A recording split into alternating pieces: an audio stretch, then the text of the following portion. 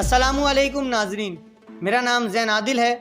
नाजरीन, आज हम आपको एक ऐसे गुमशुदा तैयारे के बारे में बताने जा रहे हैं जिसके मुसाफिरों को दुनिया ने मुर्दा करार दे दिया था, लेकिन ये मुसाफिर जिंदा थे और जिंदा रहने के लिए अपने मुर्दा दोस्तों और साथियों का गोश्त खाने पर मजबूर हुए। जी हाँ, ये सच्चा वाकया 1972 में पेश आया था। जनूबी अमेरिका के एक कॉलेज के लड़के मैच खेलने अपने रिश्तेदारों और अजीज़ों के साथ हमसाया मुल्क जा रहे थे। 13 अक्टूबर 1972 की शाम को जहाज़ ने अर्जेंटाइन के एक मकामी एयरपोर्ट से परवाज़ शुरू की। जहाज़ की मंजिल चिली का दारुल हुकूमत थी और इसमें 45 मुसाफिर सवार थे। जहाज़ को एक पहाड़ी सिलसिले एंडीज़ के ऊपर से गुजरना था। ये पहाड़ी सिलसिला 23,000 फुट तक बुलंद है, लेकिन मौसम की खराबी और पायलट की गलती के बायस जहाज़ एक चट्टान से टकराने के बाद इंतहाई बर्फानी चोटी पर क्रैश कर गया। शदीद बर्फानी तूफान के बायस पायलट को चोटी नजर न आई थी और यह हादसा पेश आया। खुशकिस्मती से पहाड़ों पर 15 फुट से ज़्यादा बर्फ होने के बायस जहाज़ के परखच्चे न उड़े और जहाज़ फिसलता हुआ चोटी से टकराने के बाद नीचे की जानिब आया।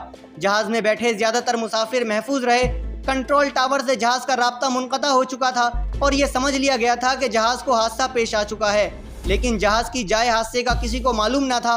जहाज़ की तलाश शुरू की गई और 8-10 दिन तक रेस्क्यू टीमें जहाज़ की तलाश करती रहीं, लेकिन शदीद बर्फानी तूफान के बायस ये समझ लिया गया कि जहाज़ में बैठे तमाम मुसाफिर मर चुके हैं और बिला आखिर जहाज़ को गुमशुदा कहकर तमाम मुसाफिरों को मुर्दा करार दे दिया गया।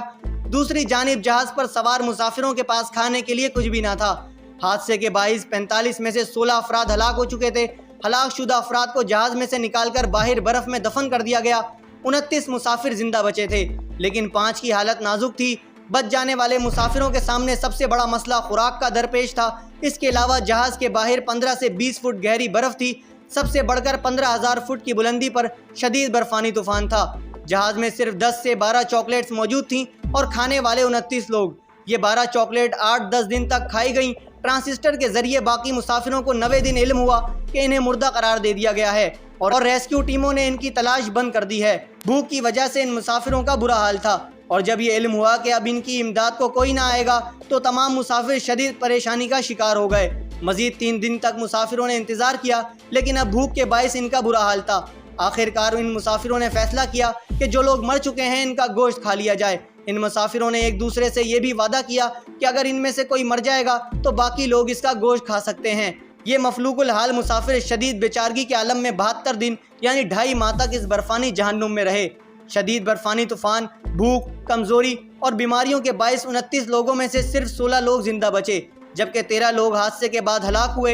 इन 16 लोगों में से 2 बहादुर नौजवानों ने 20,000 फुट से ज़ायद ऊंचा पहाड़ आम जूतों और कपड़ों में अबूर किया और नज़दीक तरीन कस्बा जो कि 60 किलोमीटर दूर था में जाकर मदद हासिल की और यूं इन लोगों को 24 दिसंबर 1972 को नई जिंदगी मिली।